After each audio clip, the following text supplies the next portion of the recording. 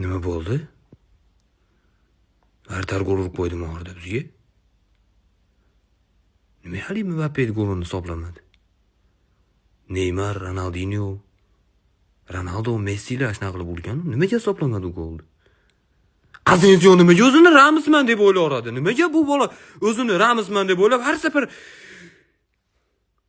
tushunyapsizlarmi? Biz 3-o'rindan 9-o'ringa tushib ketdik. 3-o'rindan 9-o'ringa. Yana mana shu dodirlar bilan o'ynaymiz. Eng qizig'i Rodrigo bilan ona Asensio o'ynamaganiga shunaqa xursandman. Benfica bilan o'ynaymiz yana. Yana mana shular bilan o'ynaymiz. Yana ikkita o'ynaymiz mana shular bilan.